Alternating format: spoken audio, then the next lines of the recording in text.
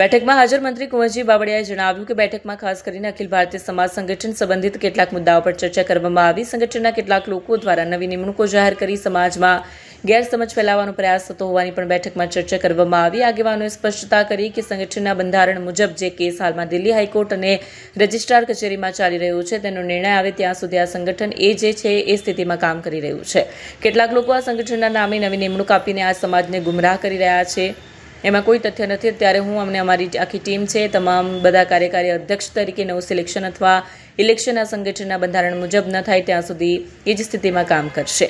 પણ સમાજને તોડવાનો ક્યાંય પ્રયાસ થઈ રહ્યો હોવાથી સંગઠનના કેટલાક હોદ્દેદારો અને સમાજના વરિષ્ઠ આગેવાનો વિચાર વિમર્શ કરવા માટે મળ્યા હતા। આગામી દિવસોમાં ગાંધીનગર ખાતે સમાજ માટે એક શિક્ષણ ભવન નિર્માણ કરવાની મહત્વાકાંક્ષી યોજના અંગે પણ ચર્ચા થઈ।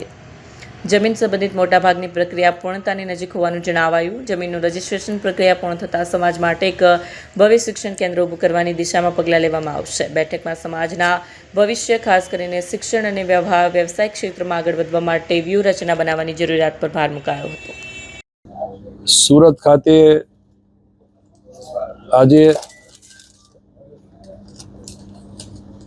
ગુજરાત, મધ્યપ્રદેશ, રાજસ્થાન, ઉત્તર પ્રદેશ અને દિલ્હી આ સાતે રાજ્યોમાંથી અખિલ ભારતીય કોળી સમાજના અમારા સંગઠનના હોદ્દેદારો અને ગુજરાતના અહીંથી ભાઈ ચંદ્રવદનભાઈ, અમારા સાંસદ ઉમેશભાઈ અને લગભગ 12 જિલ્લાઓમાંથી સમાજના વરિષ્ઠ આગેવાનો અહીંયા સુરત ખાતે આજે મળવાનું થયું। ખાસ કરીને સમાજના આ અખિલ ભારતીય કોળી સમાજના સંગઠનમાં ક્યાંક દ્વિધા ઊભી કરવા માટેના કોઈ થોડા લોકો પ્રયત્ન કરી રહ્યા છે। સંગઠનના બંધારણની જોગવાઈ મુજબ જે કંઈ અત્યારે દિલ્હી કોર્ટમાં અને રજિસ્ટ્રાર કચેરીમાં ચાલી રહ્યું છે એનો જે નિર્ણય આવે ત્યાં સુધી આ સંગઠન એ જે છે એ સ્થિતિમાં કામ કરી રહ્યું છે। ક્યાંક લોકો આ સંગઠનના નામે નવી નિમણૂકો આપીને આ સમાજને ગુમરાહ કરી રહ્યા છે, એમાં કોઈ તથ્ય નથી।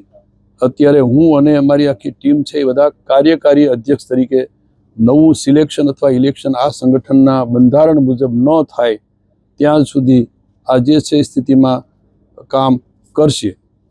પણ સમાજને તોડવાનો ક્યાંક પ્રયાસ થયો છે એ બધા આ સંગઠનના થોડા હોદ્દેદારો અને સમાજના વરિષ્ઠ આગેવાનોની આના માટે વિચાર વિમર્શ કરવા માટે આજે અમે મળ્યા હતા। બીજા રાજ્યોમાં પણ જે રીતે આ સંગઠન કામ કરી રહ્યું એના પ્રતિનિધિઓ પણ આવ્યા હતા અને એ રીતે વહેલામાં વહેલી તકે જે કોર્ટમાં આ પ્રકરણ પેન્ડિંગ છે એનો ઉકેલ આવે અને એ કોર્ટના નિર્ણય મુજબ પછી આ સંગઠન આગળ વધે એનું પણ ચિંતન થયું। સાથે આગામી દિવસમાં અમે જે ગાંધીનગર ખાતે એક સમસ્ત કોળી સમાજનું એક ભવન બનાવવા માટે અમે જમીનને વગેરે કાર્યવાહી મોટાભાગે પૂર્ણ કરવા આવી રહ્યા છીએ।